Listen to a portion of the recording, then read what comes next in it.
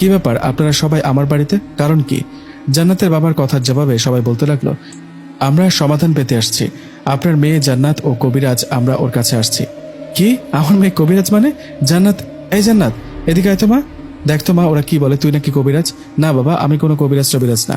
জান্নাতের কথা সেখানে থাকা 2-3 জন বলে উঠলেন, কবিরাজ না হলে খলিল চাচা ও মাস্টার মশাইয়ের বাড়ি থেকে ভূত তাড়ালো কি করে? আমরা তো ওনাদের কাছে থেকে শুনে আসলাম। জান্নাতের বাবা বলল, জান্নাত, ওরা বলে তুই কি আসলেই কবিরাজ? না বাবা, আমি না, ওটা আমার যমজ বোন হয়তো। যমজ বোন মানে? তোর আবার যমজ বোন হলো কবে? বাবা হয়ে আমি জানি না। না মানে বাবা, সত্যি বলতে আমি স্বপ্নের মধ্যে টুকটাক একটু কবিরাজি শিখেছিলাম। একটা জিন আমাকে শিখিয়েছে, তাই ওদের একটু সাহায্য করছে। জান্নাতের কথায় সেখানে আসা সবাই বলতে লাগলো, তাহলে আমাদেরকে একটু সাহায্য করো। কেউ বলে আমার ছেলেকে পড়িতে ধরেছে, কেউ বলে জিন। এভাবে নানাজন নানান সমস্যার কথা বলছে জান্নাতকে। এমন অবস্থায় জান্নাত সবাইকে বলল, দেখুন, আমি এখন কোনো কাজ করতে পারবো না, আমি খুব ঝামেলা আছি, আপনারা চলে যান। জান্নাতের কথায় সবাই চলে গেলেও একটা মহিলা গেল না। জান্নাত সেই মহিলাকে উদ্দেশ্য করে বলল, কি ব্যাপার, আপনি যাচ্ছেন না কেন? তখন সে মহিলা কান্না করতে করতে বলে, মা, আমি খুব গরিব মানুষ, আমার একটা মাত্র মেয়ে, ও ছাড়া আমার কেউ নেই। এই মেয়েটাকে ভূতে ধরেছে। তুমি যদি আমার বাড়িতে গিয়ে আমার মেয়েটাকে দেখো, আমার খুব উপকার হয়, আমি তোমার পায়ে পড়ি। কথাটা বলে মহিলা কান্না করতে করতে জান্নাতের পা ধরে পড়লেন। এদিকে জান্নাত অসহায় মহিলার কান্না দেখে বললেন, আরে আরে, কি করছেন, পা ছাড়ুন, আমি দেখি কি করা যায়। আপনি বাড়িতে যান, আমি কাল আপনার বাড়িতে যাব, কেমন? জান্নাতের কথা মহিলা শান্ত হয়ে চলে গেলেন। এদিকে জান্নাতের বাবা এই দৃশ্য দেখে বললেন, কাল ওনার বাড়িতে গিয়ে কি করবি শুনি? তুই কি কবিরাজ? দেখলা না কেমনে পায়ে পড়ে কান্নাগুলো, তাই একটু সান্ত্বনা দিলাম। এসব বাধ্য হতো বাবা, চলো ভিতরে চলো, মা ডাকছে, নাস্তা করব। এই বলে ঘরে চলে গেলেন জান্নাত। অল্পের জন্য বাবার কাছে ধরা পড়েনি। কিন্তু ওই মহিলার কি হবে? ওনাকে যে কথা দিলাম কাল ওনার বাড়িতে যাব, মনে মনে ভাবতে লাগলো জান্নাত। এমন অবস্থায় হঠাৎ মাথায় আসলো, জিনের সাথে দেখা করি, ওর সাথে দেখা করে দেখি কি বলে। কিন্তু দিনের বেলা তো বাগানে যাওয়া যাবে না, রাতে যাব। কথা মতো দিনের বেলা বাগানে না গিয়ে রাত হতেই জান্নাত চলে গেল বাগানে। বাগানে গিয়ে সে কাঁঠাল গাছের কাছে গিয়ে জান্নাত জিনকে উদ্দেশ্য করে 3বার ডাক দিল। 3বার ডাকার একটু পরেই জিন জান্নাতকে দেখা দিল। জিন জান্নাতকে দেখা দিয়ে বলল, কি ব্যাপার, রাত করে এখানে, কোনো সমস্যা কি? হ্যাঁ, অনেক বড় সমস্যা, ঝামেলায় পড়েছে।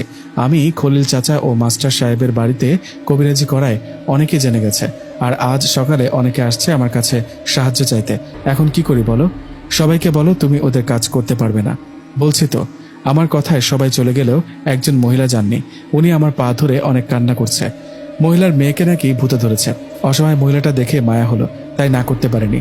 তুমি দেখো না ওনাকে কোনোভাবে সাহায্য করা যায় কিনা। ও আচ্ছা, তাই নাকি? তাহলে তো ওনাকে সাহায্য করতে হবে। আচ্ছা, তুমি এখানে মাত্র 2-3 মিনিট থাকো, আমি এরই মাঝে ওই মহিলার বাড়িতে গিয়ে খোঁজ খবর নিয়ে আসছি। কথাটা বলে ঝড়ের গতিতে বাতাসে মিলিয়ে গেল জিন।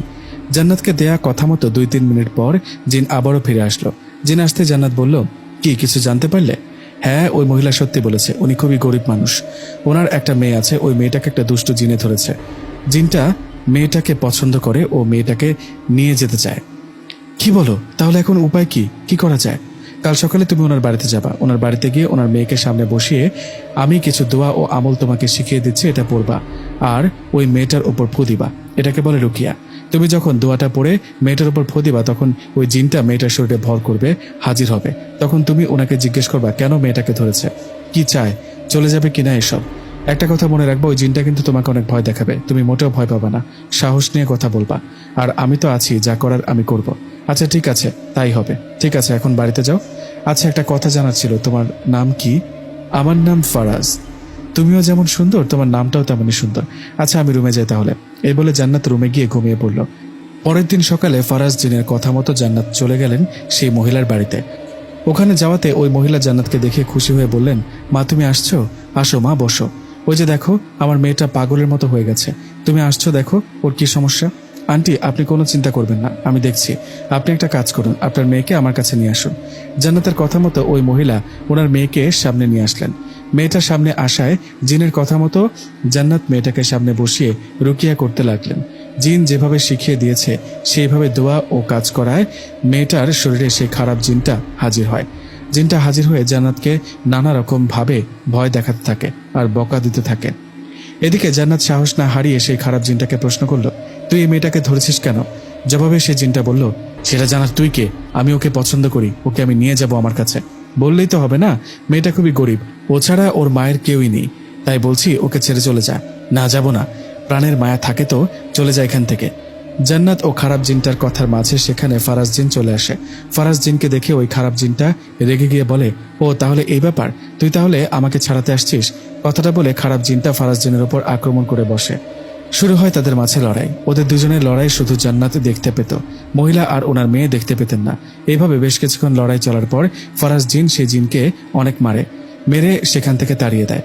খারাপ জিনটা সেখান থেকে চলে যাওয়ায় ফারাজ জিন জান্নাতকে ইশারা করায়। জান্নাত সেই মহিলাকে বলে, আন্টি আলহামদুলিল্লাহ, সমস্যার সমাধান হয়েছে।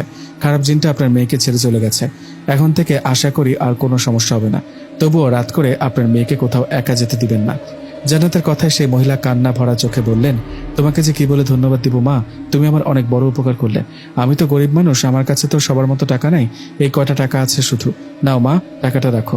আরে না না আন্টি, আপনার টাকা আমার লাগবে না। আপনার বাড়িতে এসে দেখলাম থাকার মতো ঘরটুকুও ভালো মতো নেই, ঠিক মতো খেতে পারেন কিনা জানি না। আন্টি, আপনি আমার এই টাকাগুলো রাখুন, এগুলো দিয়ে একটা ঘর তুলে নেবেন। এত টাকা? না মা, তুমি আমার উপকার করেছো, আমি কোথায় তোমাকে টাকা দিব? উল্টো তুমি আমাকে দিচ্ছ। লাগবে না মা তোমার টাকা। আন্টি, না করবেন না, আমি আপনার মেয়ে হয়ে টাকাটা দিচ্ছি, নেন আর ভালো করে একটা ঘর তুলে নেবেন। জান্নাতের এমন ব্যবহারে সে মহিলা ও তার মেয়ে জান্নাতকে জড়িয়ে ধরে কান্না করতে লাগলো। এদিকে ওদের কান্নায় জান্নাতের চোখে কোণেও পানি চলে আসছিল। জান্নাত ওদেরকে শান্ত করে ওদের কাছ থেকে বিদায় নিয়ে বাড়ির দিকে আসতে থাকে।